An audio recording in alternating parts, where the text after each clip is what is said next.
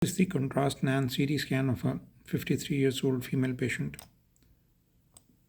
Cholecystectomy was done about 13 years ago. Then some complications occurred, and for which stents were placed multiple times.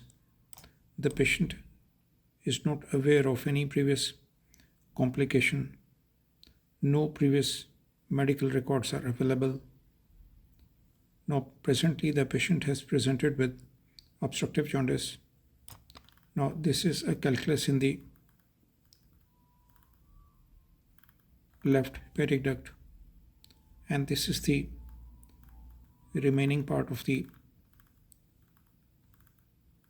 stent.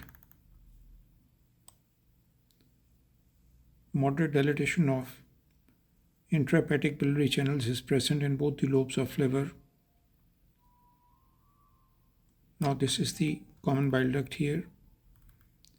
Again, a calculus is present inside it. This is an ovoid calculus, and a remaining part of the common bile duct stent is seen in its center.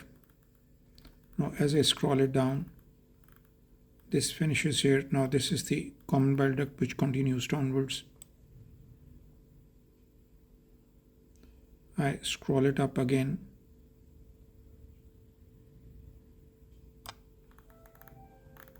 This most probably is the cystic duct, this one here, which joins common bile duct quite low.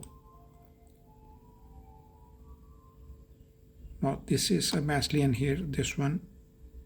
It shows non-homogeneous enhancement.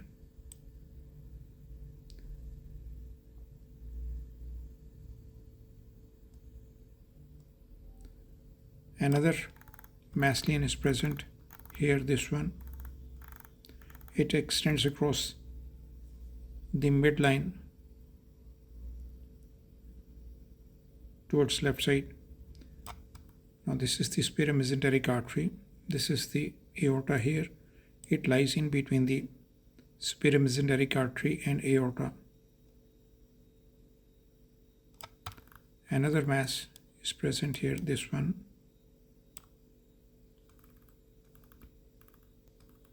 So these are multiple masses. One of these lies at the lower ends of the common bile duct and the pancreatic duct, resulting in moderate dilatation of the common bile duct and intrahepatic biliary channels. Now this is a huge cystic lesion, this one. Inferiorly, it is traceable up to the level of this mass lesion here, this one.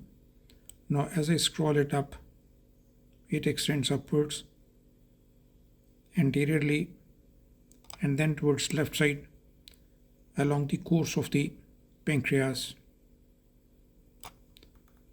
Now on left side, this is the tail of pancreas, which is atrophic. Pancreatic duct is dilated in this region. As I trace it, pancreatic duct is continuous with this huge cystic lesion. Now there are two possibilities, that either it is a large pseudocyst of pancreas or it is hugely distended pancreatic duct.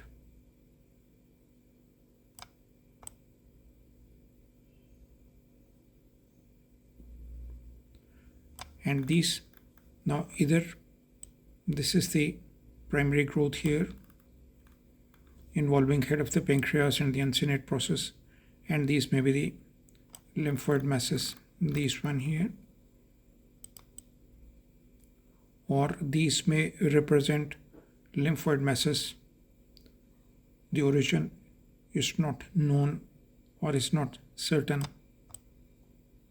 These have resulted in dilatation of the lower end of common bile duct and pancreatic duct, resulting in dilatations of the intrahepatic and extrahepatic biliary channels, and the formation of the cystic lesion in the regions of the head, body, and tail of pancreas. Now, previously, endoscopic interventions have been carried out, as are indicated by the remaining parts of these stents. One of these lies in the left hepatic duct, while the other, a remaining part of the stent, lies in the common bile duct.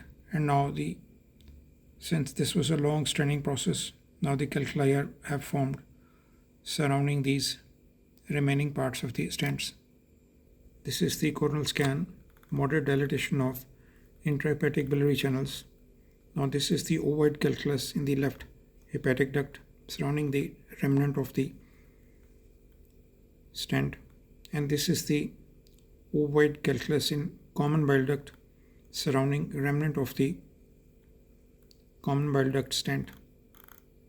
Now this is the cystic lesion which has involved tail, body and head of pancreas, and this is the mass lesion here which has obstructed the lower ends of the pancreatic duct and the common bile duct, and these are the masses here.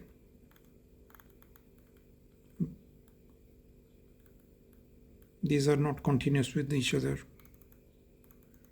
So the possibilities could be that either the primary in the head and uncinate process of the pancreas, or all of these are lymphoid masses of uncertain origin which is not visible to us, and these have resulted in moderate dilatation of the extra and intrahepatic biliary channels and the development of a cystic lesion in the regions of head and body and tail of pancreas. There are mild bilateral hydronephrosis due to pelvic ureteric junction nervings.